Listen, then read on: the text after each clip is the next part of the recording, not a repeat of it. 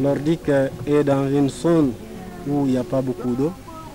Depuis en 70, les sécheresses, on commence à avoir manque d'eau. Et c'est une zone également où il y a une forte immigration. Et les raisons principales, c'est toujours la sécheresse. Car quand on regarde par exemple cette année la récolte, est 80% négatif dans beaucoup de villages.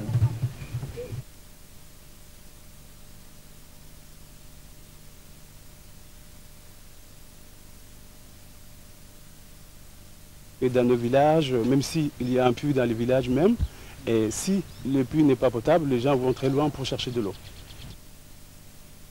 Dans les villages, il y a un seul puits, mais parfois on commence à avoir des manques de l'eau parce qu'il y a trop de demandes par rapport à l'écoulement qu'il y a dans les nappes phréatiques. Dans cette partie du Sahel, à l'ouest du Mali, la sécheresse a durement frappé depuis plus de 2 décennies et a gravement handicapé le développement de la région.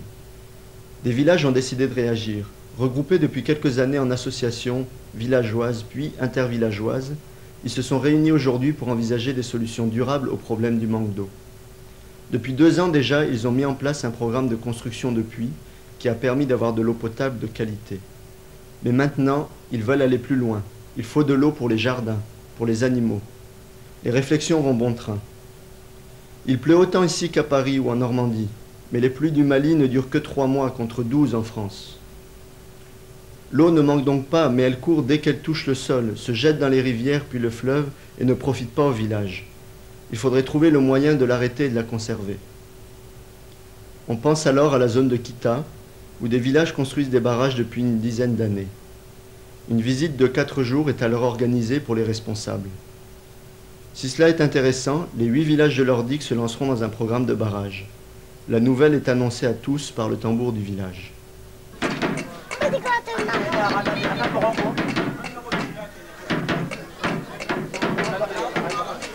Aïe!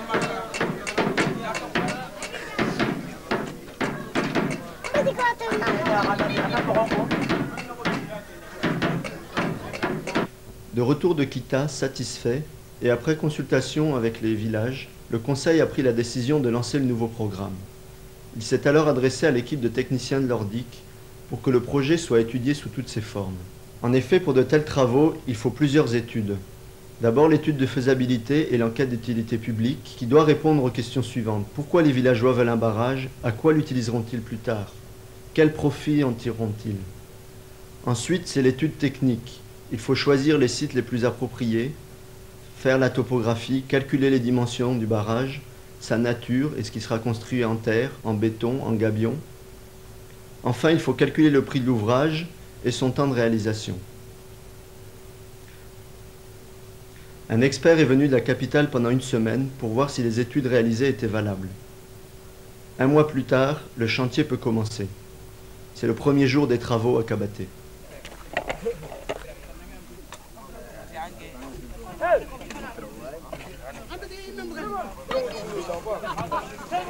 Et ces 8 villages, et à chaque jour, à tour de rôle, chaque village participe les travaux de barrage. Les Kabaté, le minimum des gens de Kabaté, c'est 20 personnes par jour pour les chantiers. Et le maximum pourrait que tous les actifs de Kabaté vont au chantier. C'est parce que c'est quelque chose de positif pour Kabaté, non seulement pour Kabaté, pour nous tous, pour la zone de Caille même. Il y a 2 associations de villages, c'est-à-dire celle de Tafasirga et de Gamera, qui ont apporté tous ces cailloux dans le but de faire un barrage dont le site a été déjà étudié par l'Ordic. À chaque fois, on amène toutes les charrettes de chacun des villages pour transporter les cailloux. C'est le village d'accueil qui assure la nourriture des travailleurs pendant les 2 à 3 mois du chantier. Quant à la construction, elle demande des travailleurs qualifiés, et c'est pourquoi le projet emploie un chef de chantier et des maçons spécialisés. Mais voyons la construction d'un autre barrage, celui de Kanamakuni. Donc voilà les blocs qu'il a fallu dégager parce qu'ils étaient trop fissurés. Donc c'est là-dessus que les gens ont mis le feu. On a amené beaucoup de bois de la brousse. On disposait ça sur les rocs et dans les fractures. Et on faisait brûler à peu près pendant 2 heures. Donc le bloc devenait très chaud, commençait déjà à se briser. Et après, en reversant de l'eau dessus, le choc des températures faisait qu'il éclatait. Donc on voit bien le genre de fissure que ça a occasionné. Et c'était très facile à dégager, tous les déplets sont là-bas. Bon, la deuxième phase après, c'est de creuser les fondations. Donc on a fait avec le compresseur et à la dynamite. Et après, avec les baramines, les types dégagent tous les rochers, quoi. Une fois les fondations creusées, bon, il a fallu couler tout ça. Donc on remplit les anfractuosités avec du béton, qui est dosé à peu près à 350 kg au mètre cube. Et c'est sur cette fondation qu'on va monter le barrage proprement dit. Le travail de fondation, on y a passé beaucoup de temps parce que notre grande peur ici, c'est que le grès est très fracturé. Et on a peur que par ces fractures, l'eau puisse passer et le barrage se vider en quelque sorte. Donc ça a été une grosse partie du travail. Et on y a apporté d'autant plus de soin que, en fait, cette année, on constitue surtout la base du barrage qui pourra être rehaussée après d'année en année, selon les besoins des gens. La deuxième opération consiste à monter le perret maçonné. Donc essentiellement on récupère des gros blocs qui sont un peu taillés et qu'on assemble avec du mortier. 250 kg mètre cube. Et après c'est sur ce mur de pierre maçonnée qu'on va couler le mur d'étanchéité en béton. Voilà un exemple du barrage achevé sur cette partie qui fait à peu près 7 ou 8 mètres. Donc le perret maçonné est terminé. On a aussi arrangé en bas pour une sorte de bassin de dissipation, pour pas que l'eau érode trop en dessous. Maintenant voilà une vue d'ensemble du chantier du barrage. Donc une première partie à droite avec les gros blocs qu'il a fallu faire exploser. Puis ensuite la partie où on a creusé les fondations dans la roche-mère.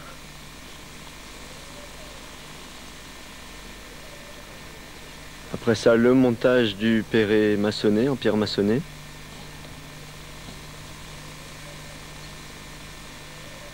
Les fondations en béton.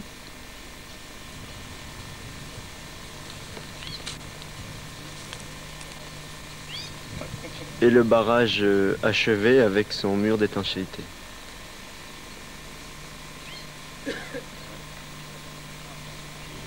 La construction s'est terminée juste avant les pluies. Heureusement, car un barrage non achevé avant la première crue peut être emporté. Il suffit de 2 ou 3 bonnes pluies et en moins d'1 mois, le barrage sera plein. Alors il débordera. L'eau en plus déversera sur l'ouvrage et la rivière coulera comme avant pour les villages en aval. En effet, on ne peut jamais totalement arrêter l'eau. Même le plus petit ruisseau, même avec le plus gros barrage. Il faut toujours laisser une porte pour que l'eau puisse s'écouler. Le barrage fait à peu près 50 mètres de long et pour cette année 1 mètre de hauteur. Bien, la retenue fait environ 8 km de long cette année. Bon, elle sera plus longue après et on espère qu'elle atteindra d'autres villages qui sont en amont. Bon, la profondeur moyenne est environ de 2 mètres d'eau et on pense que ça fera de la sorte une retenue permanente qui durera jusqu'aux pluies suivantes, chaque année. Bon, le barrage va permettre, en plus de cette réserve d'eau, va permettre de retrouver les crues d'autrefois et d'inonder des terres que les gens pourront cultiver en décrue. Ce barrage et sa retenue sont une nouvelle richesse pour le village. Aussi l'utilise-t-il avec beaucoup de rigueur et a-t-il mis en place un comité de gestion. Le barrage a beaucoup d'utilisations. D'abord la pêche, car grâce à cette eau calme, on trouve beaucoup plus de poissons qu'autrefois. Les villageois les pêchent mais sans excès. Dès le début, les animaux viennent boire. Il ne sera plus nécessaire de creuser des puisards pour eux. Mais il faut leur attribuer un endroit précis, sinon ils abîmeront les environs et pollueront l'eau.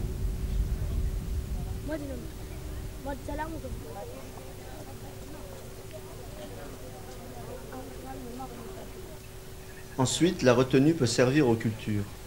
D'abord le maïs de décrue pendant la saison des pluies, sur les terres inondées puis découvertes, mais surtout le maraîchage pendant la saison sèche.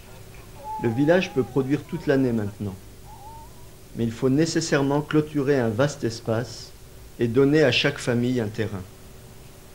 La clôture et le partage des terres sont deux conditions indispensables à la mise en valeur d'un barrage.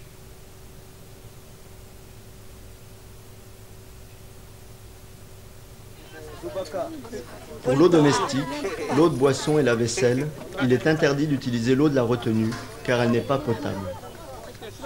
On creuse alors des puits à petite distance qui captent l'eau filtrée de la nappe alluviale. C'est une des grandes utilités du barrage. À Kanamakunu, la nappe souterraine est remontée de 7 mètres d'un coup. Elle retrouve son niveau de 1970 avant les sécheresses.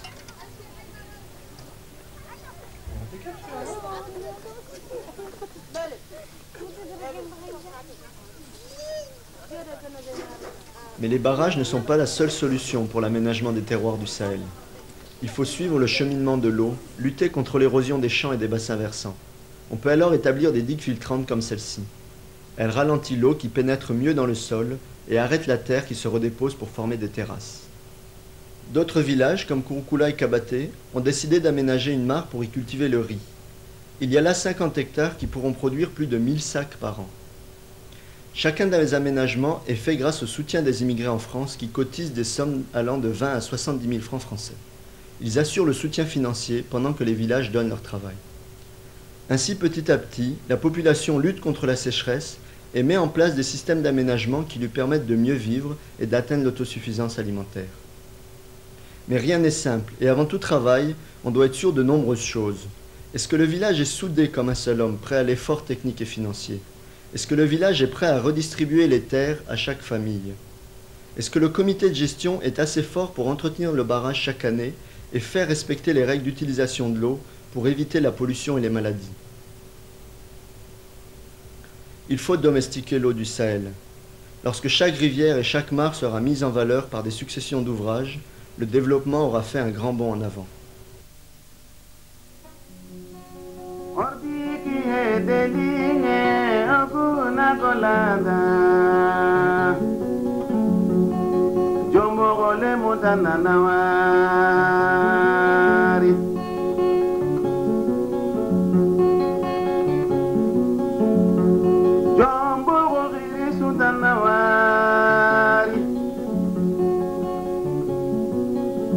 Jombo ya garoti ananawari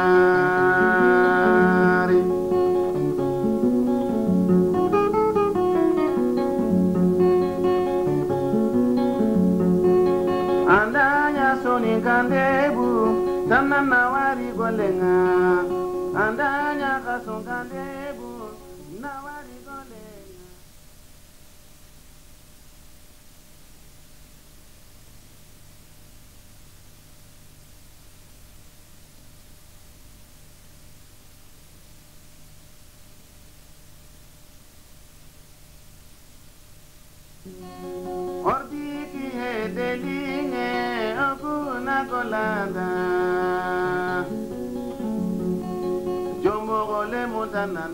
Pour nous, le développement, c'est la nourriture. Bon, on ne peut pas parler de la nourriture sans parler de l'agriculture. Bon, c'est une zone où ça fait très longtemps nous vivons qu'à l'agriculture. Mais traditionnellement avec les petits houles, bon, ce n'est pas suffisant. Et c'est une zone également où il y a une forte immigration. Et les raisons principales, c'est toujours la sécheresse. Car quand on regarde par exemple cette année la récolte, est 80% négatif dans beaucoup de villages.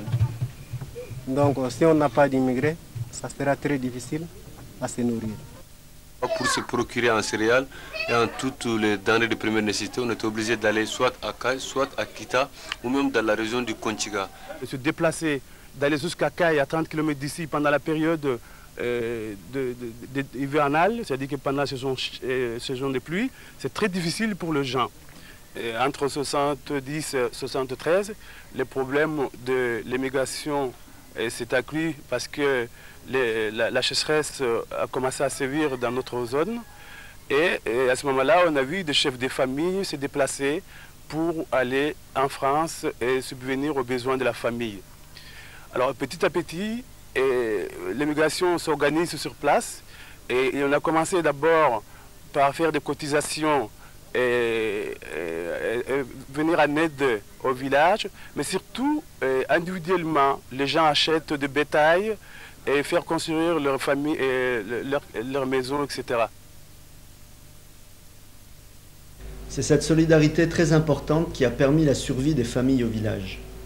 L'argent des émigrés est envoyé régulièrement au pays pour acheter la nourriture de base. Mais ce système a des inconvénients. D'une part au niveau des transferts monétaires qui se font de la main à la main, et d'autre part au niveau des acheminements aléatoires et coûteux, surtout en saison des pluies. Aussi l'idée est apparue dans les années 80 de rationaliser le système en créant des associations et en étendant les cotisations à tout le village. Cela a permis de faire des achats en gros à prix concurrentiel et d'améliorer le système de vente par correspondance. C'est ainsi que sont nés les supermarchés du Sahel. Le magasin coopératif qui vend des produits de première nécessité tout au long de l'année, riz, sucre, huile, etc. Et la banque de céréales qui constitue un stock de sécurité de mil et d'arachides, entreposé au moment de la récolte. Ce stock n'est vendu que quelques mois par an lorsqu'il y a pénurie dans le village.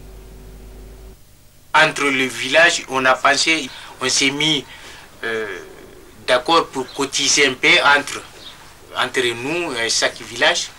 Au début, chacun a payé 2000 francs français. Il y a les banques de céréales. Et non seulement les banques de céréales, il y a les centres collectifs qui est cultivé par tous les jeunes des villages et les vieux. Tous ceux qui ont opté pour travailler, ils vont cultiver là-dedans. Et les récoltes, on les mettra ici et on les vend à bas prix à n'importe qui du village qui en ait besoin. Voilà. C'est en 1988 que nous avons construit ces magasins avec la participation des immigrés en France qui sont envoyés d'argent pour acheter les zinc en tout ce qui concerne les matériaux de construction et les main-d'œuvre qualifiés. Mais les façonnements des briques, c'est les villageois qui sont façonner ça, et puis les travaux pratiques. Bon, à partir de ce moment-là, que nous avons commencé ces magasins. Il y a des gens qui achètent directement. Il y a d'autres, les immigrés, qui font les commandes. Bon, les commandes, quand les commandes seront là, le président va voir et M. Intel a commandé une telle quantité de riz ou de céréales ou de sucre pour livrer à sa famille. À partir de ça, il y a le comité de session qui comporte 6 personnes. Il y a le président Abdou Sissoko et le secrétaire général et le trésorier général, les vendeurs et les délégués d'approvisionnement. Et 2 personnes qui ont le contrôle d'approvisionnement. Après l'envoi des factures ici et les bons de commande ici, on l'envoie les factures en France. Et quand les factures arrivent en France, ils sont 15 jours de délai de paiement des factures. Et après, quand les immigrés payent, font le paiement, et lui, il envoie les sous ici. Après, on les remet au trésorier général d'ici. Lui, c'est un acheteur et il demande 2 sacs de maïs. Il est en train de remplir le bon correspondant 2 sacs de maïs avec le prix indiqué sur le bon et la date. Bonne commande, ça sort en 3 exemplaires. Le premier exemplaire, ça se donne l'acheteur. Le deuxième exemplaire, on donne ça à l'encaisseur. Par exemple, si la personne paye tout de suite, on lui donne son bon, il paye son argent. S'il n'a pas le moyen de payer tout de suite, on donne un délai de 1 mois. Voilà. Une fois qu'il paye, lui, il remet le deuxième bon comme quoi que c'est payé. Il y a l'encaisseur qui donne l'argent au caissier. C'est le caissier qui garde tout l'argent du magasin et jusqu'à temps que ça arrivera à une certaine somme. C'est-à-dire qu'il arrive 10 000 ou 20 000, alors le caissier il écrit une lettre avec tous les noms des correspondants sur le bon. On envoie ça au village. Ensuite, il y a d'autres personnes aussi qui contrôlent C'est-à-dire qu'il y a un contrôleur qui contrôle, c'est lui qui remplisse les bons, c'est lui qui encaisse l'argent. Au début, on envoie toutes les commandes par tous les voyageurs qui partent. C'est-à-dire que s'il y a quelqu'un qui part en vacances de Gamera ou Tafasirga, n'importe quel village au plus proche, on donne l'argent. Et maintenant, on a commencé à changer le système. On envoie l'argent directement, on a une compte en banque BAO, on verse l'argent au BAO directement. Et le villageois, ils ont aussi une compte là-bas.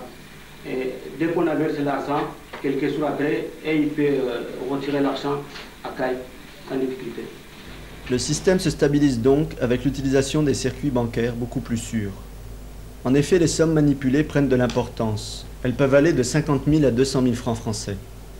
Leur gestion demande donc une grande rigueur et il est nécessaire de tenir les comptes à jour. Chaque année, il faut établir des inventaires de stock, des bilans et calculer les bénéfices. Cela demande une grande confiance entre migrants et villageois, d'autant plus quand les comptabilités se font en arabe ou en soninké d'un côté et en français de l'autre. Au niveau des budgets familiaux, l'impact des magasins est considérable. On a calculé que le prix du sac de mil était 2 fois moins cher au magasin que chez le commerçant traditionnel, soit près de 2000 francs d'économie pour une famille pendant les 4 mois de la soudure. Enfin, une nécessité de ces magasins est d'avoir un fonds de roulement suffisant à sa disposition. Sinon, ils risquent de rester vides pendant de longues périodes, le temps que l'argent des migrants arrive en Afrique. Si on voit que les commandes qui sont ici ou les magasins commencent à vider, on envoie les délégués d'approvisionnement de l'acheter des céréales ou n'importe quoi pour alimenter les magasins. Bon, ici, vous voyez les magasins des banques céréales. Et autrefois, en 88, quand on a ouvert les magasins, on n'avait pas défini les banques de céréales et les magasins de consommation. Mais à partir de cette année que nous avons défini de faire quelque chose séparément. Les magasins est à part, les banques céréales à part. Bon, on a fait les banques céréales ici. Et ces banques céréales, c'est à partir du mois de juin, le moment de soudure, qu'on commence à faire les ventes. Avant ça, on ne fait pas les ventes. Bon, c'est les céréales ici, il y a 4 tonnes. Ce qu'il y a dans ces magasins, il y a d'abord les céréales,